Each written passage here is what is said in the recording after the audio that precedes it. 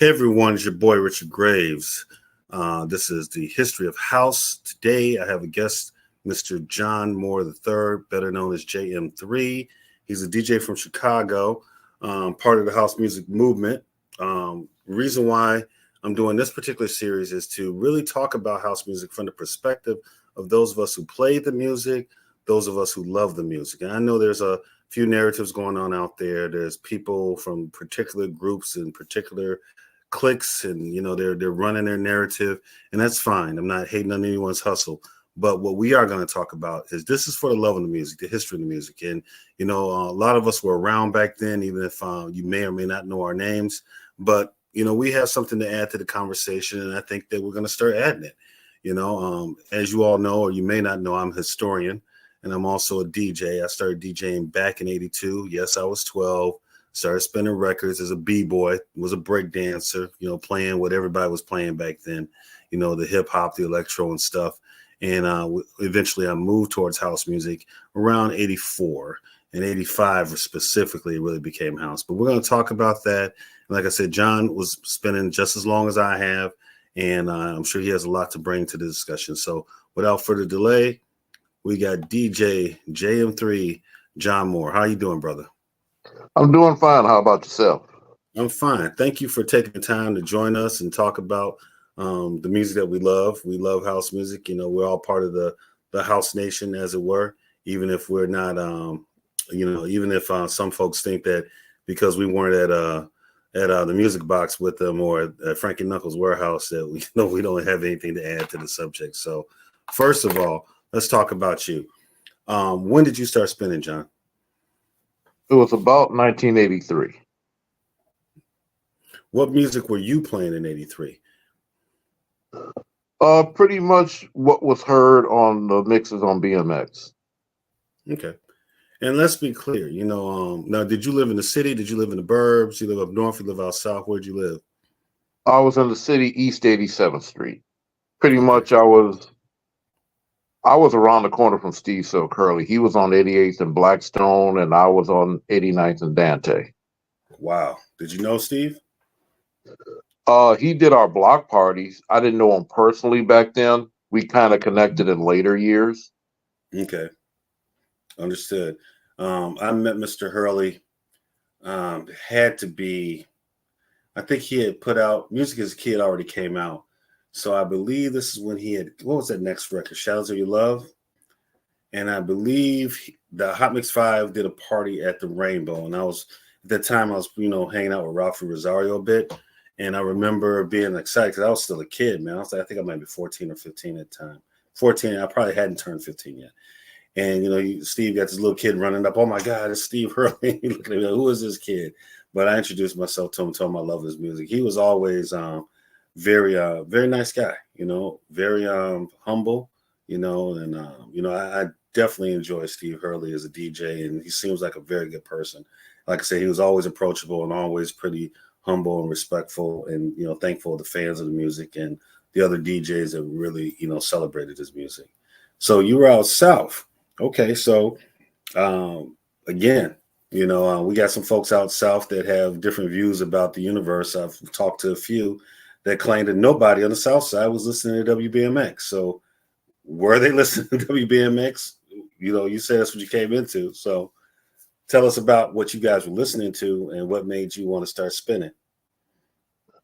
Well, everybody was listening to it. I mean, there wasn't a place that you went, during lunchtime when you would hear the lunch mixes, or even at night when you're just hanging out and you had your radio on. Everybody had BMX on.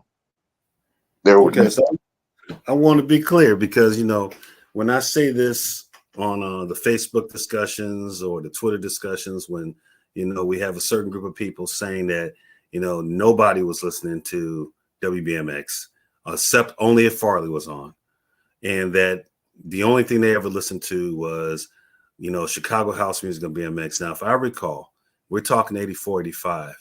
We're talking Color My Love by Fun Fun. We're talking Feel the Drive by Doctor's Cat. We're talking Carumba Mix, I'm Hungry by Stop. At 84, I still think they were still playing some of the hip hop from New York. Hip Hop Bebop by Man Parrish was being played. Mhm. By Jenny Burton was being played. I believe 84, is that the year that On and On came out? Am I correct? On and Maybe I'm the DJ? Yeah, it I'm was thinking, around late 84, early 85. okay. Which gives us this whole 50 years of house music. Now, some folks, or 40 years of house music, I'm sorry, I'm mixing up with the 50 years of hip hop. Now, some folks are, saying that hip hop or that house music started with Jesse Saunders and On and On. All right. And I remember the track On and On. Definitely made cold record without question. Nothing, say nothing negative about On and On or Jesse Saunders. Like I said, obviously he contributed greatly to the music, and On and On did come out in '84 on Just Say Records. Okay, Mhm. when you were playing it, well, first of all, did you play the record? I should say that.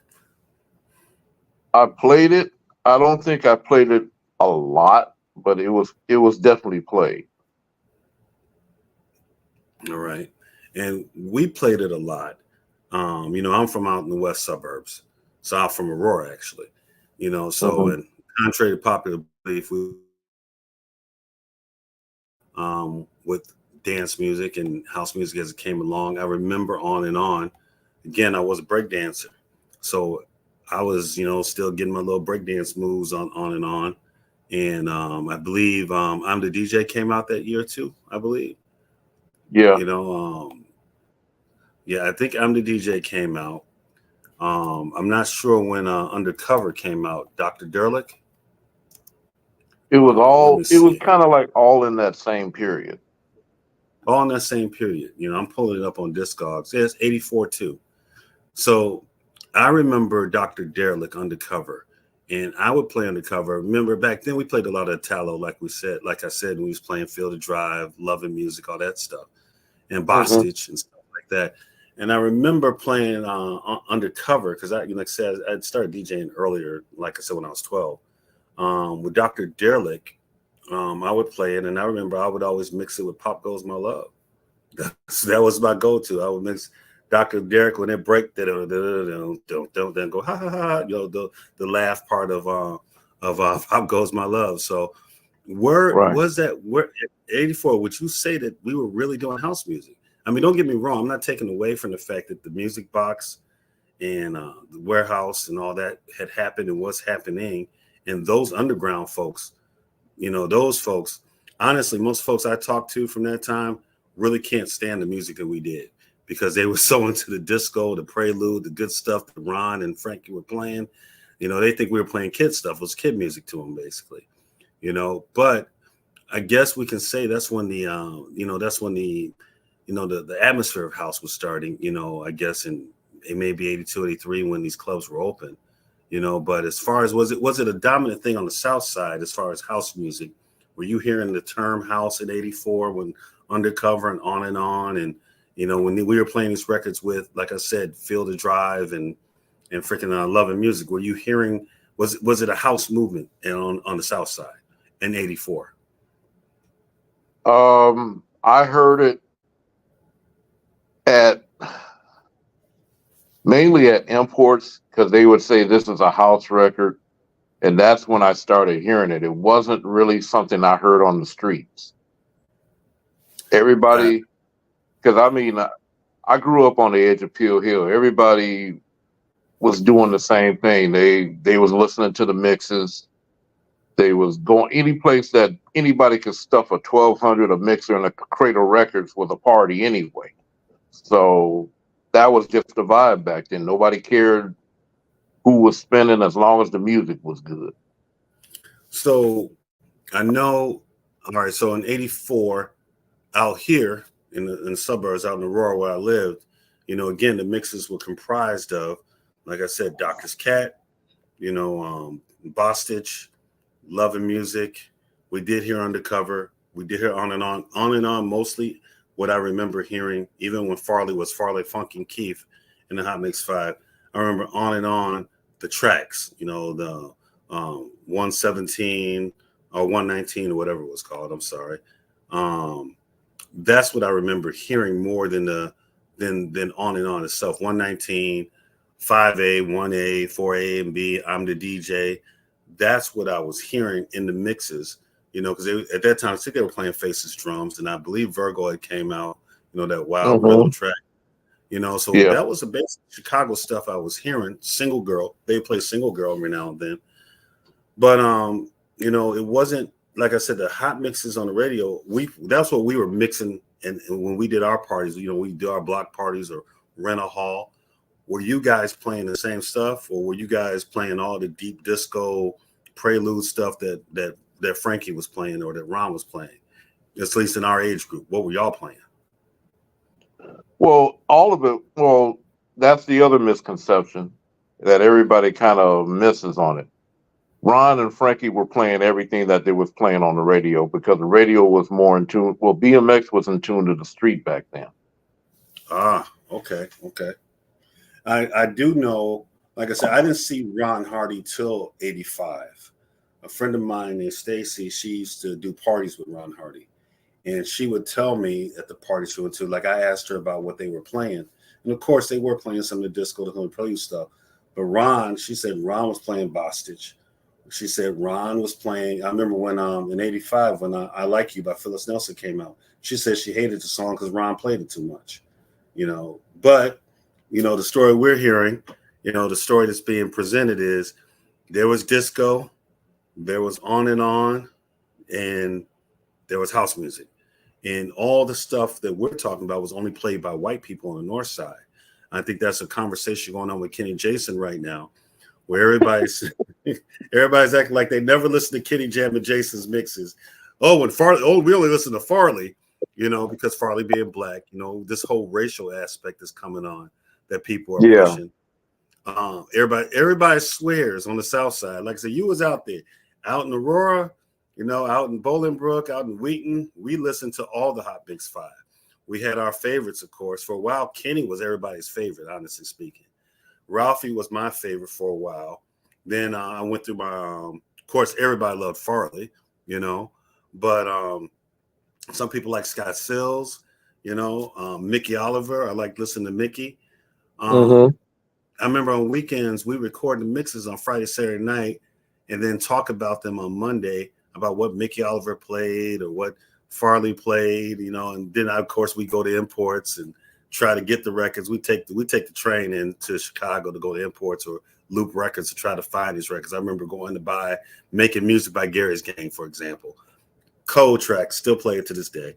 I went to Loop Records. First I went to imports, they didn't have it. Then I went to Loop Records and I bought 2 copies. That's when I found out how expensive imports are because I got it on the import label. I guess they must have licensed it somewhere across seas and it came back.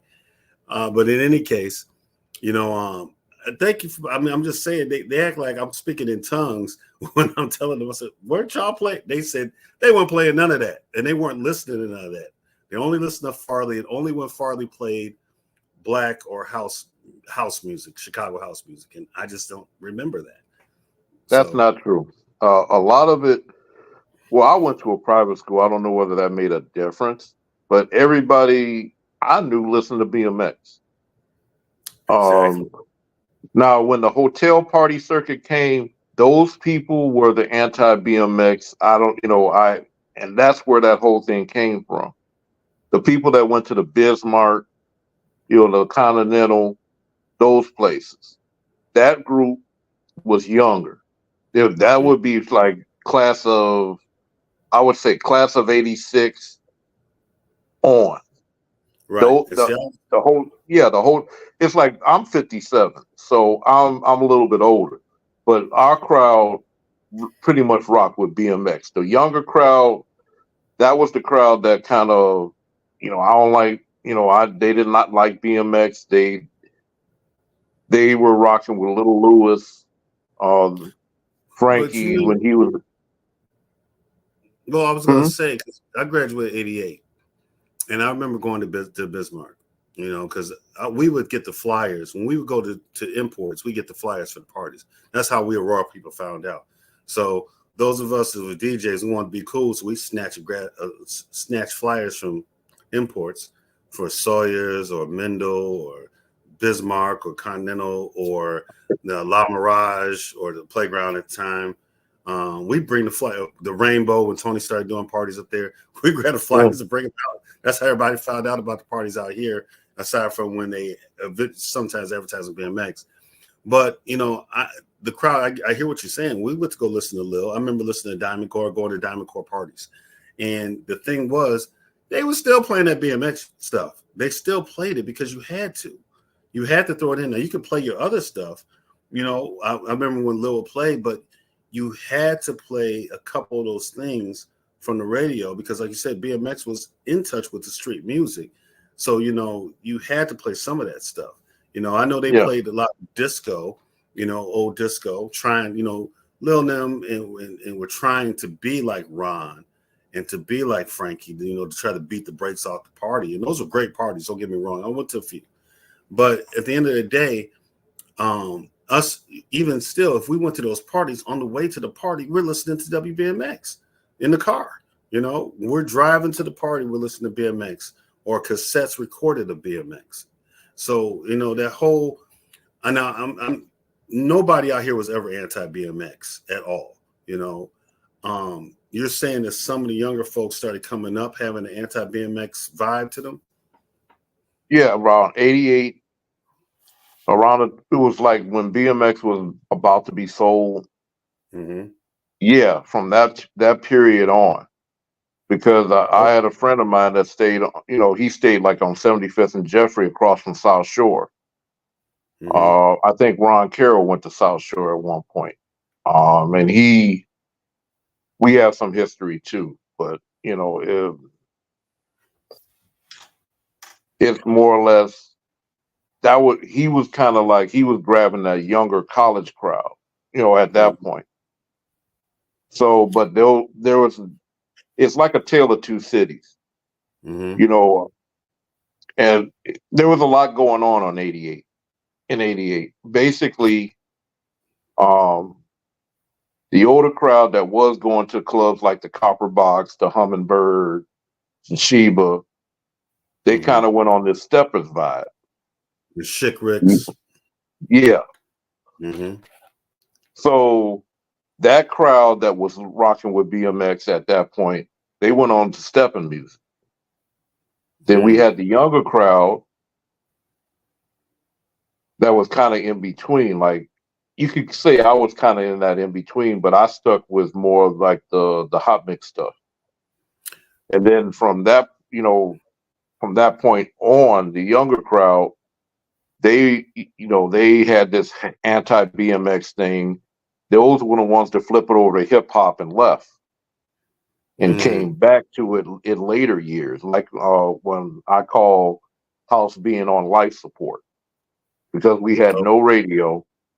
V103 was, BMX changed over to V103. GCI was, New Jack Swing and hip hop. So everything was fragmented.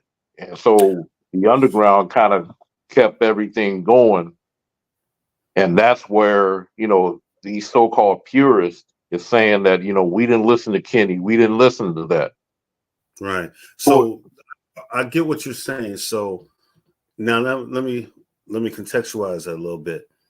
All right. So you're talking about 88 the year, and you're right. And I think when I talked to you on the phone the other day, we were catching up. I think a few things happened in 88 that started causing that racial divide. So stop me when I say something that's not true or consistent. Okay. I'm gonna say something.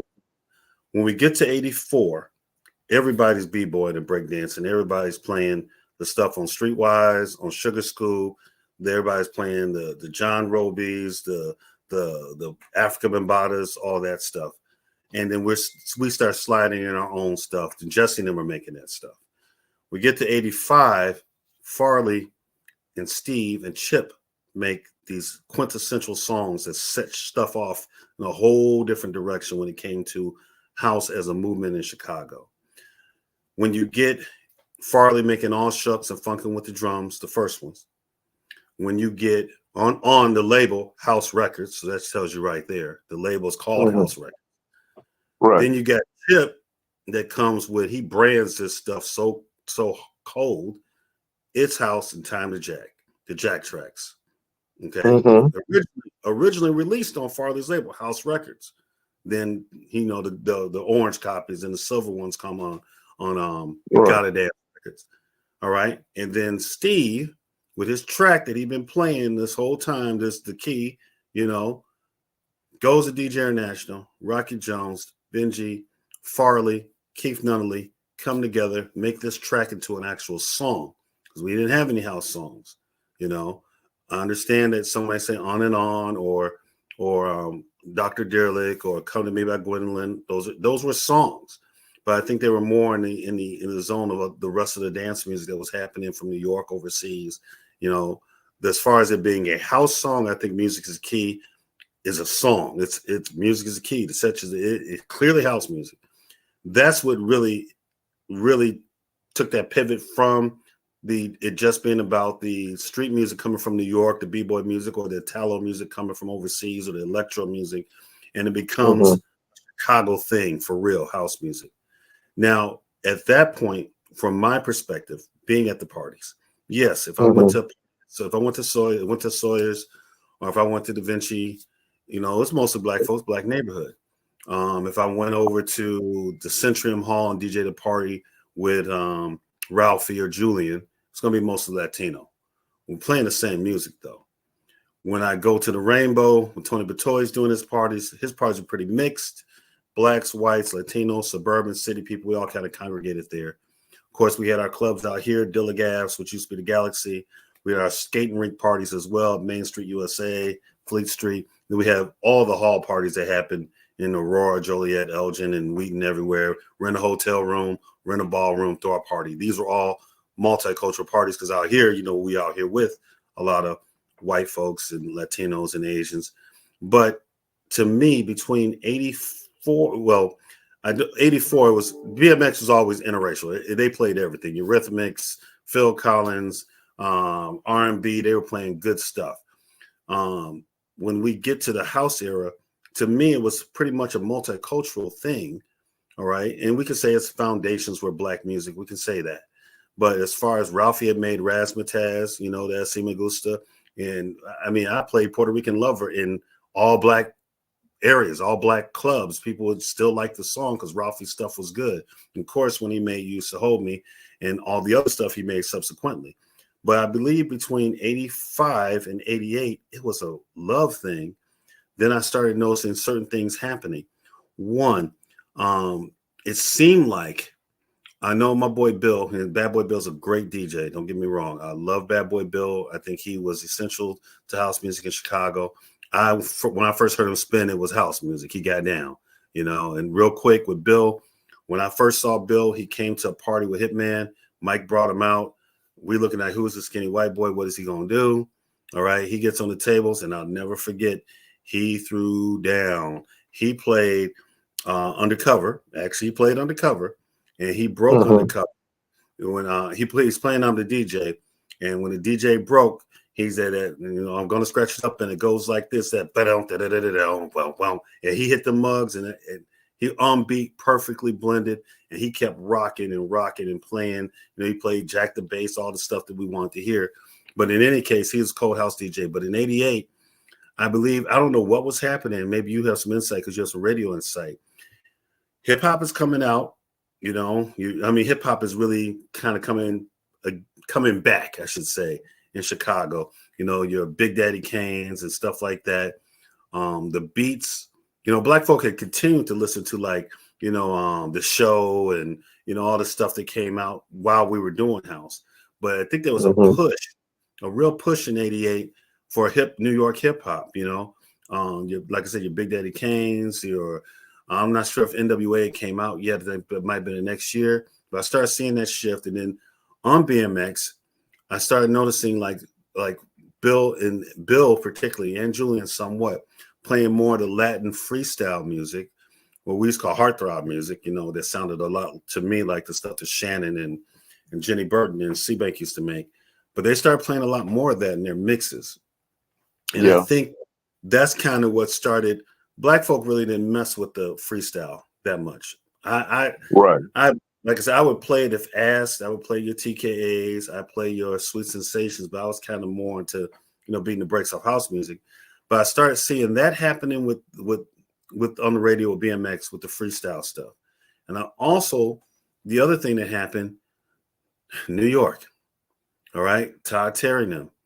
Somebody gave them fools a sampler, and they gave them an emulator 2 or Emacs, whichever one they had.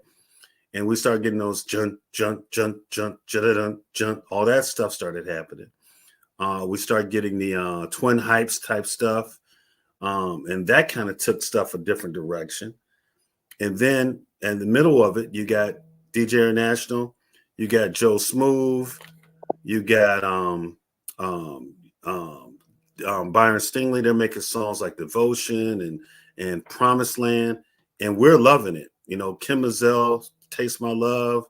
I think a year before, Essence of a Dream by K. Alexi Shelby and them.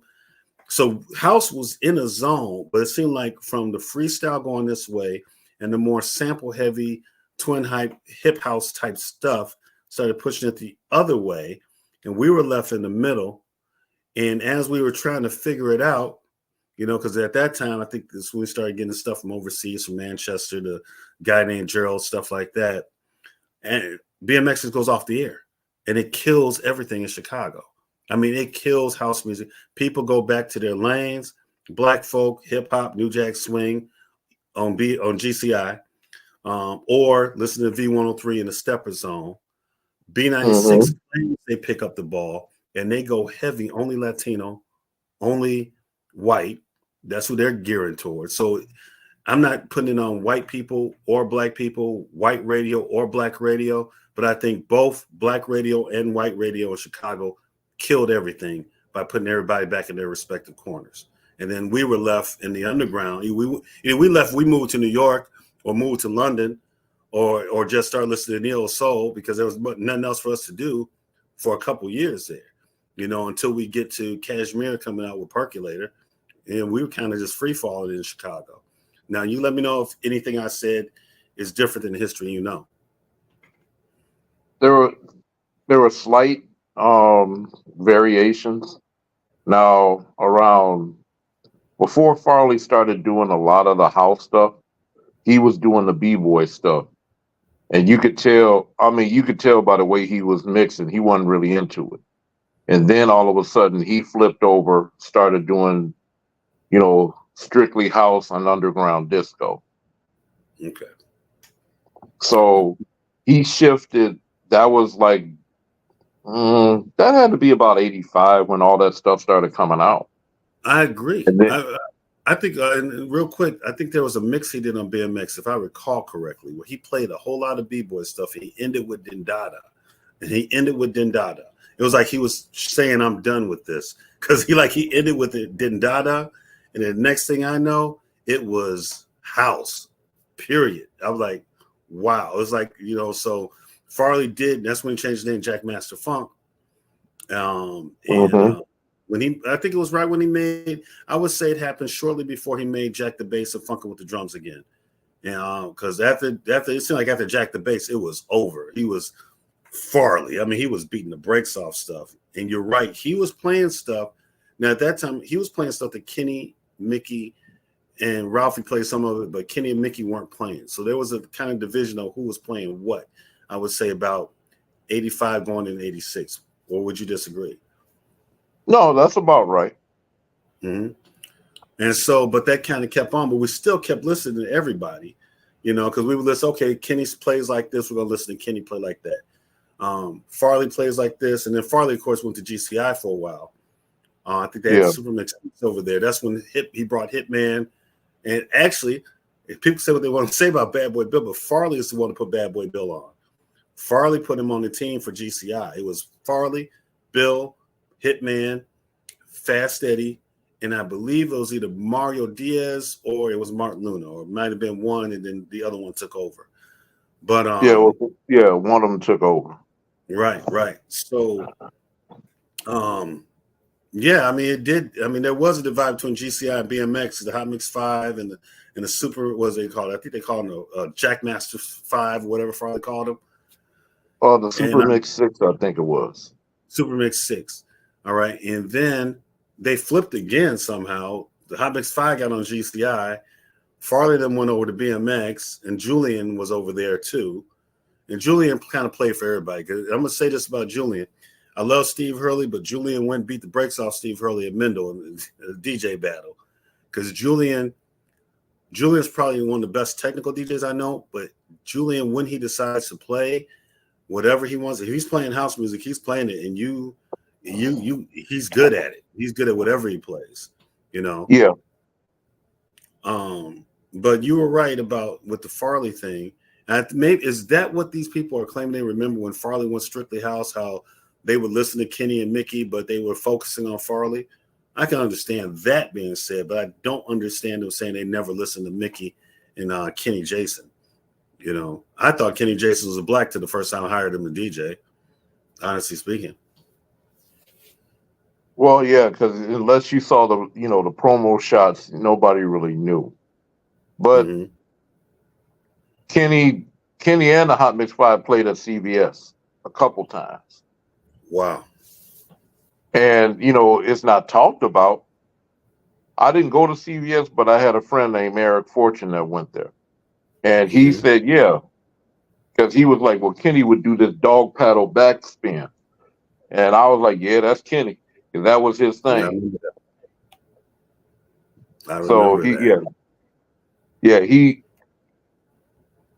He was something else on the tables. So, I mean, well, Kenny, now Benji Espinoza told me this back with Disco DAI in the late 70s. Kenny Jason, I forgot the other DJ's name. My mom used to listen to. I cannot remember his name for the life of me. But Lou DeVito. Lou DeVito. Okay, is it true? You're from Chicago. You know, you were out there. I was out here, but I never listened. I listened to Disco DI, but I didn't spin with anybody back then. From what I was told, the way that we mix in Chicago, the hot mix way that we mix, the way that we blend records and count measures, and it's from beginning to end, that this is something that we created in Chicago, and that Kenny Jason and Lou DeVille, these guys are the ones that were foundational in creating that style of mixing. Is that true? Yeah, that is absolutely true. Wow. Lou was actually the first hot mixer. He won regional awards for the way he was spinning, and he started at this place called Dugan's Bistro in 1974. It would probably be the equivalent of what people call Dave Mancuso's loft parties. Wow. And Dugan's Bistro was over there by River North on Dearborn. And it was a predominantly gay club, but they welcomed everybody. It was like I was too young, of course, to go, but I mean, I went back in later years and started talking to the owners and the DJs back then to get all this, knowledge about it. But Lou was the man. Everybody talks about Richard Long, but there's another guy. There was another guy that was like his equivalent here in Chicago. I can't think of his name right now, but there's a whole documentary of this guy, and he was the sound man for Chicago. Oh, wow.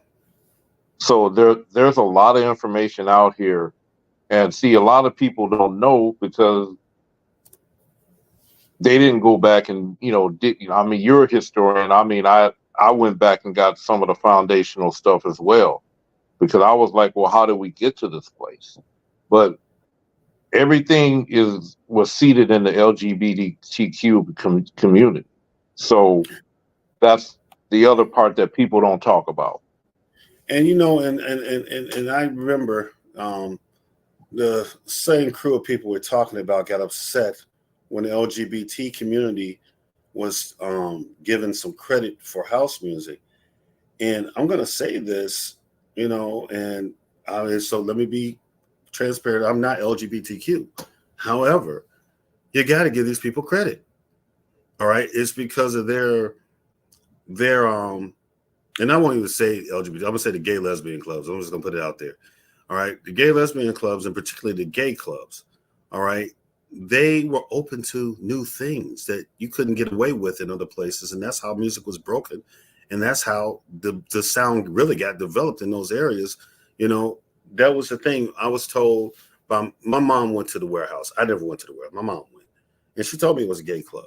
All right, but you know, the cool kids went to the gay club because the music was good. They were playing Mm-hmm. visuals. They were playing the you know Harold Melvin and Blue Notes, and but they were also still playing, like you said, with BMX is playing. You still heard the Italo and stuff like that. You know, the Pet Shop Boys, stuff like that, different things. But yeah, you got to give credit. The LGBTQ community, the gay community, was Mm-hmm. exceptionally foundational in house music. The black community was foundational. You know, we are the rhythm and blues of it. You know, we beat the tracks off stuff. You know, Jack and the Bass, that's some black stuff, you know. And then when you get to the Latinos were instrumental. They DJ'd, they threw parties, they played the music. There was people forget disco was a, you know, there was Latin disco too. You know, I understand Chicago's super segregated. And, you know, I guess people go back into the segregation mindset whenever they feel attacked. But I Mm-hmm. just, to me, it really upsets me because I believe the success of WBMX between 84 and 88 before they got bought was because it appealed to everybody and it exposed everybody to different things like Divine, Native Love, right? Divine Mm-hmm. was a queen. You know that. Did we Right. care? Did we care that Divine was queen? We heard that. We just cared that Native Love was a cut. And I think that did we care that, you know, the craft work? Did we care that they were German white dudes? No. We loved It's More Fun to Compute. We loved the computer world. You know, did the white boys, the Kenny and Mickey, care that when they played music that was made in New York by, you know, people like Bambaataa or people like Hashim, you know, Artificial Soul, did they care that they were black dudes? No, it was Artificial Soul was a cut. You had to play it. You know what I'm saying? So BMX was Mm-hmm. able to bring that together. Dindada, what French guy or German guy made Dindada, white dude, but we played the He hell was out of it. German. Yeah, he Yeah, was German. yeah, George Kranz. So we Yeah. played the hell out of it. You know, so and when we played music because it was good. We didn't care who made it. It was good. We're gonna play this. We please play Yaz. You know, that's British punk dude and a British white female, Alison Moyet, you know, white girl trying to sing soulfully. We didn't care when we played Situation or Don't Go or, you know, Stay Farm. I'm assuming now, wait a minute, you're a Southsider. Y'all did play Don't Go and Stay Farm and the Yes and Mm-hmm. Yes. All right, because I have to ask because I'm being always told by Southsiders they never played these records. All right, these records never came into being played out there, you know. So thank you for Yeah, clearing. yeah, we played everything. The thing is, a lot of even though there were videos back in the day, they were mainly, just like demo tapes. But that's why back in the day, music was all ears. It wasn't sight. Now it's, visual and ears. It's all sensationalism. Back then, if it had a groove and it filled the dance floor, made the girls dance, that was the whole reason for it. Wow, and you're right. That was so, and you know, John, I'm gonna say this, man. First of all, it's a pleasure talking to you, man, Hmm. because you know, your wealth of knowledge and you love the music like I love the music, um, and I feel that when we have our conversations because it was a special time for music back then. You're right. People didn't know who was making the record. People wasn't when the Kraftwerk album. I think the Trans Europe Express album had their pictures on it, I believe. I don't believe that Computer World had their pictures on them because I don't recall ever seeing them. You know, if I had the 12 inches of those songs, so maybe that's why. But I mean, I can't. You know, they're from Germany by reading the label, but who you're playing the music for, they don't know that. They just know they want to hear that song, and Right, I think exactly. And it's unfortunate. I believe that Chicago DJs right now, in this war that we're having, these arguments and stuff, about what race did what and black people did this and it's our music. And, it's unfortunate that we just can't get back to how the love of the music, if it's good, we play it. If it's bad, we don't. There's two types of music to a house music DJ from that era. Either it's hitting or it's not. When I pick it up and I put the headphone on, either it's some mess I'm not going to play or it's something I'm going to play, and that's to me the essence of it. The essence of it. We want to hear good music. We want to see the women dance. We want to see the party happening. You know what I'm saying? Now, you did bring a good point. We get to 88. All right. Now, the two things I want to say about BMX and the Hot Mix 5. From what I gather, and I'm going to ask Mr. Michaels, I'm asking Lee Michaels because this is something that I heard. Because, Andre Hatchett, Jesse Nem, all of them were DJs at the time. I was told that quite a few of them were invited to do these mixes on BMX.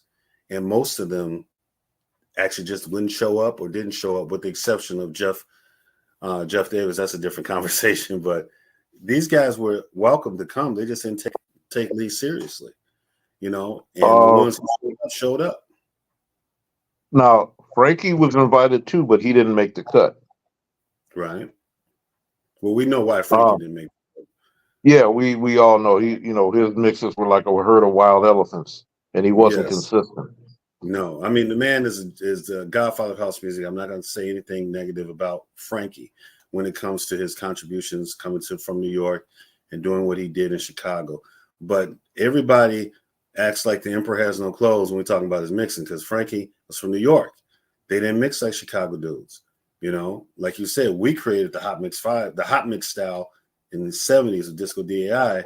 New York, they was breakbeating, scratching, flipping records, slamming stuff. They weren't blending. So that's why, if you would, Shep Pettibone, all right, and Larry Levan, I believe they were, right? Yeah, they were blending. They were technical. Right. They were technical. But Frankie, when he came, because he was not, when at the Paradise Garage, the resident DJ was Larry, right? Larry Levan, right? Yeah.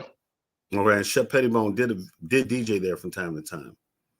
And Tony Humphreys was blending records too. He was at Jersey at Club Zanzibar. So I believe perhaps on radio, that was what radio in New York, because I remember hearing the Latin Rascals on Kiss New York. They weren't blending. they weren't blending.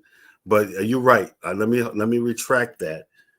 On Chicago radio, we were blending. New York radio, not so much. But the club dudes were getting down. BLS, they did. Now, and then a lot of people don't know that the actual term for mixes was nightclub blend back then. Oh, really? And yeah, it wasn't called hot mixing. It was called a nightclub blend. Wow. You've educated me. I received that. Thank you. So the nightclub blend, they were doing it on WBLS in New York, but not Kiss. Yes. The BLS, did they have a hot mix team, or they just occasionally put mixes on? Do you know? Because I'm going to have to ask some people. I don't know if they had an actual hot mix team, but I know they had mixes.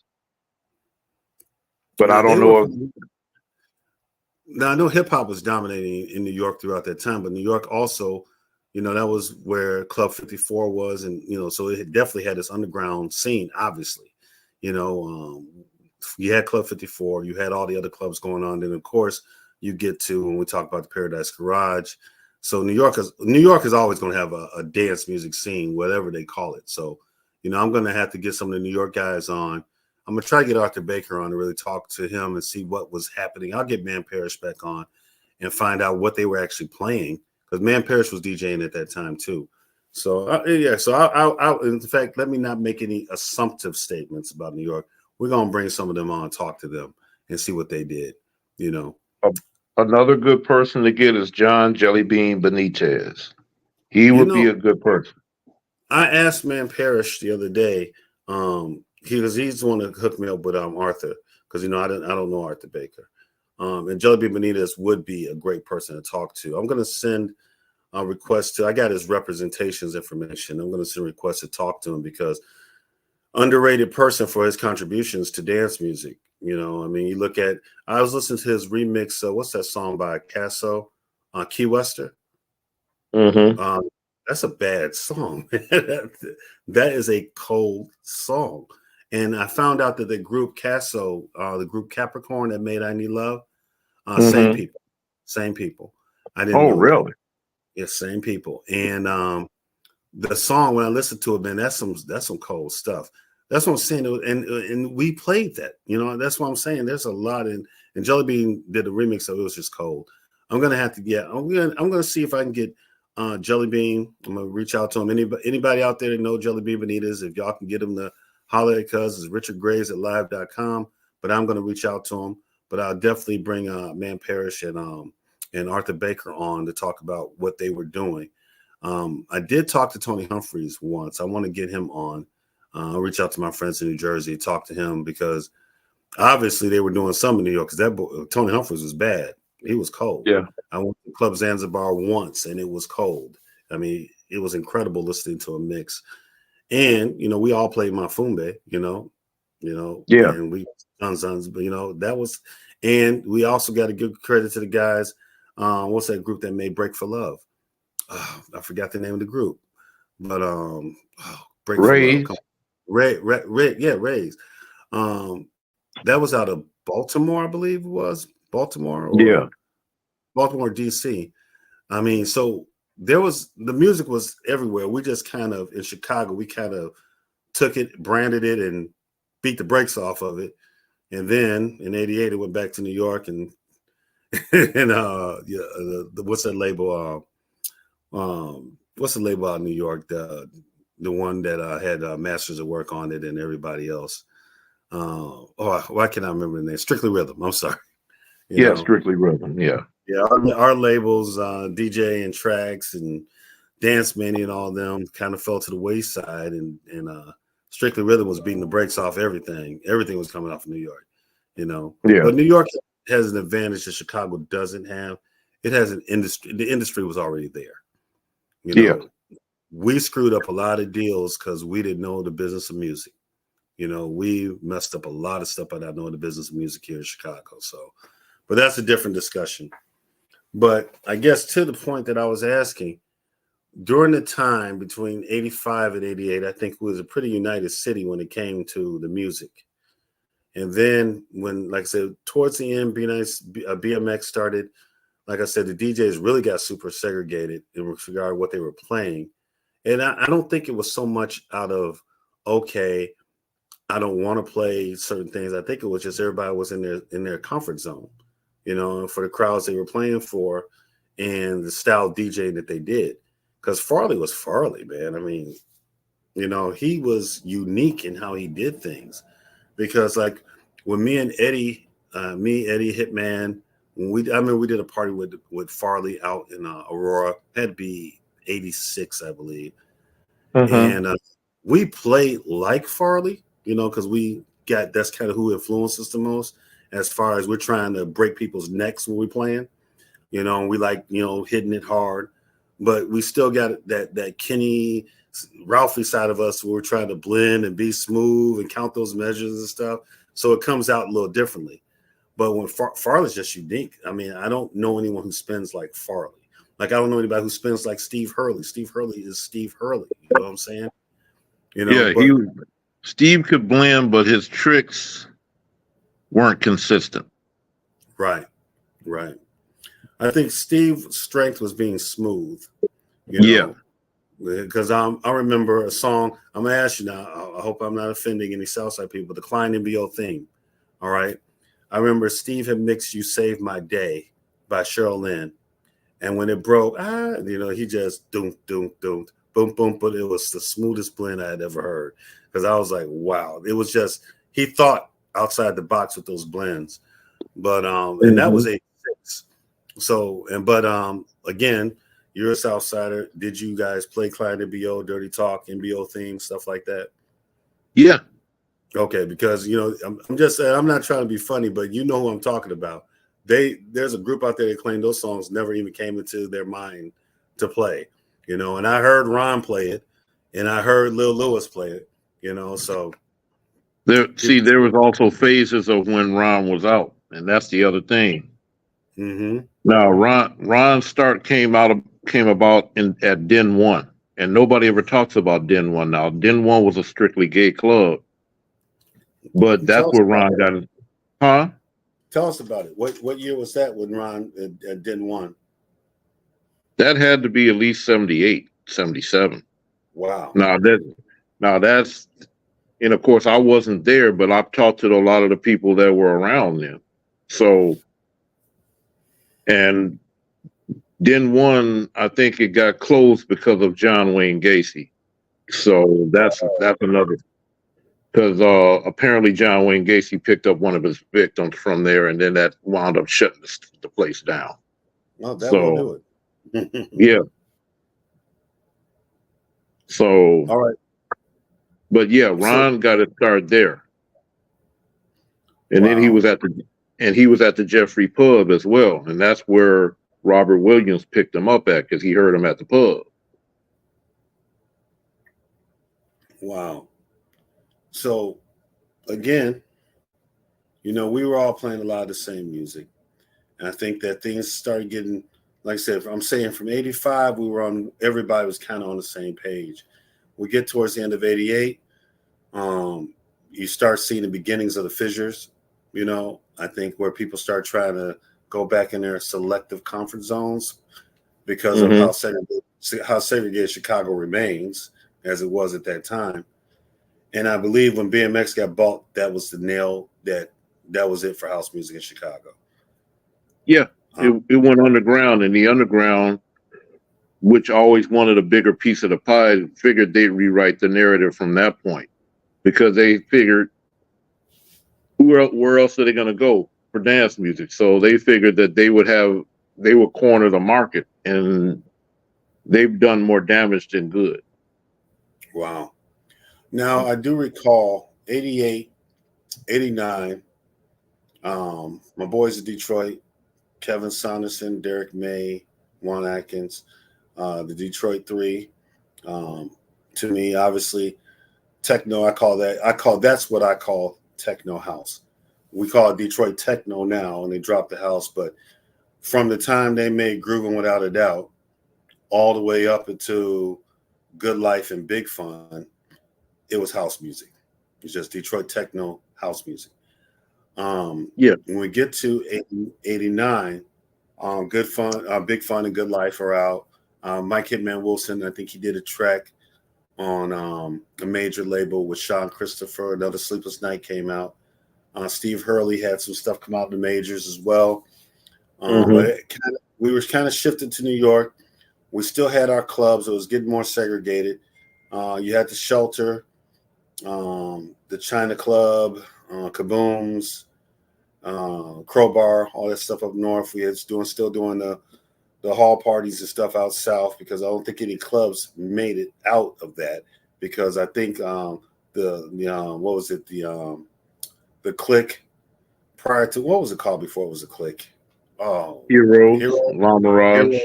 La Mirage, right? La Mirage, Heroes. So it was Playground, La Mirage, Heroes, the Click. The Click is when it went straight R&B hip hop. Heroes, I think they were still holding on to little house music. But on the south side, if you went to Cotton Club or Chick Ricks or the Click, later, you know, you had what was that club? Dejois opened up, Intas. It was at that point it was just R&B hip hop.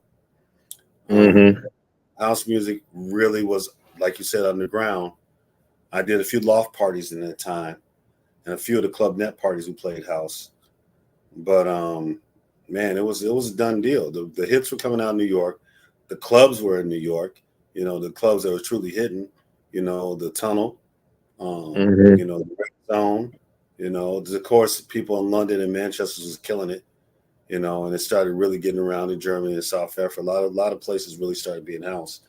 But when we talk about Chicago, yeah, it got super racial, man. You know, I think for '88 is when Lil was doing the parties at Medusa's. After that, that's when a lot of black folks at Medusa. Normally, Medusa was just a punk, under new wave, air zone gay club. But when Lil went up there, those Sunday nights were pretty black, and there were some Latinos and whites there enjoying what they heard because they hadn't heard people play like Lil Lewis, because that was different, a little different in the radio. But after that, man, B96 killed house music in Chicago, as far as I'm concerned. They deaded it. And no disrespect to my guys who made Hard House. They made some good songs, or to my guys that made Ghetto House. Now, I think those are two sides of the same coin, but I'm gonna have Corky on to talk about that since that's his thing. He knows a lot about that. But as far as you're concerned, when we get to Hard House and what they call Ghetto House, well, I used to call Juke. Tell me the story behind that, because again, I'm gonna be honest with you, I was in California when all that started happening. Well, at that time, pretty much Chicago went all hip hop as far as mainstream. Now the underground was still going, and Jukin was making an appearance on GCI with Mike Love and the Diz, and they would do these 7-minute workout mixes where they would have, all the stuff that Corky was doing, and Jam and Gerald and all those guys. Those guys that was the ghetto house movement. So it was it was kind of like a second wind for house music in a sense, but not in a traditional sense. It was just a way to really kind of push it, just keep the vibe alive some kind of way, but it was just in an abstract way. Okay. All right, man. Well, we had an hour. I'm going to ask you, are you willing to come back and have another discussion, man? Because it was a pleasure talking to you. And I think the people are really going to like what you had to say, contextualizing things, with you being from Chicago and being a DJ for this time frame, because we've all been spending the same amount of time and we remember stuff, so I'm glad I'm talking to you, because I'd be feeling like, is it just me? Because I'm like, wait a minute. I have to, wait a minute, weren't we all playing, so it's good to hear it from somebody who's actually out south. I would love to have you back on. Of course, I'm going to interview you for the main documentary we're doing, but if you have time next week sometime, let me know. I would love to have you back on to really get deeper into this discussion. Is that all right with you? Yeah, that's perfectly fine. I would love to. Okay. One thing I was going to ask before I got off, tell me what you're doing now so the people know about what you're doing now. Right now, I am doing basically just internet shows. Right now with the group called Shaves Mix DJs.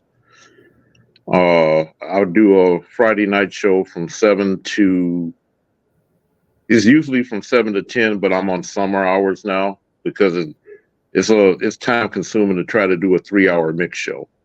Mm-hmm. So, and it's called JM3 Live from Chicago. It's on Mixcloud. I just started up a YouTube channel. And I do, basically, if it sounds good, I play it. That's pretty much it could be house, it could be soulful house, it could be new disco, it could be disco as well. So, I play everything. I don't, I try to mix it up. I don't try to stay 4 hours of Afro house like everybody else does. I give a variety, Okay. So, like we used to do, what is he going to play next? That's the vibe that I try to give. Thank you, brother. And that's I've noticed, I do my mixes. I release mixes on SoundCloud from time to time, and I'll just send them to people to listen to. But that is one thing I've noticed. We got to get people back in the habit of listening to music. Not the one thing I did not like when I came back to Chicago. I went up to was it Gramophone Records? Mm-hmm. And I went up to the DJ. I said, "Hey, what's hitting?" I ain't gonna say who it was, but I said, "What's hitting?" Mm-hmm. He said, "Man, well, what type of house you talking about?" I'm like, "What? What you mean? What type of house? What's hitting?" And I look at the wall, and they got these categories up there: underground house, jungle house, techno. I'm like, I just want to know what's hidden. What's hidden? I'll figure out how I'm gonna play it in the mix. I don't need categories and beats per minute. What I need to know is what is people vibing to. What do they like? And that's when I thought that was a bad move for us to divide an already small genre into so many subgenres. When I think it should be what's hidden. What's hidden? What can I play? And when I mix, my mixes, I might play Afro house, some old school Chicago house. Some of the stuff is, I guess, soulful house or deep house, whatever they call it. I just listen. If it's good, when I go to Track Source and listen to tracks, I go through what's good and I just fill up the bucket. I go through their top 100, then I go through Afro house and I go through soulful and just start snatching up stuff, then re-listen to it to make sure it sounded like what I thought it sounded like. Nah, I just buy it, and I'm going to play it. I'm going to play it all together. I'm not going to, this is Afro, so I can't play any Jackin House here, and I can't play any soulful. If they go together, that's the job for us to do. It's why it's called a hot mix. We link them together and take people on the trip. And I think that we got to get people back to that. I know we talked on the phone yesterday, and you said we got the casual house listener. The casual house listener now dominates the DJ, whereas before we introduced the casual house listener to different music. And I think we got back to that. And people act like, you're just playing for yourself. No, we're not playing for ourselves. We're trying to introduce music to people to, broaden their horizons. We can play Hey Hey every mix. We can play Superwoman or Superman every mix. Black Coffee, we do that. But we might throw in something in the zone that you might not have heard before.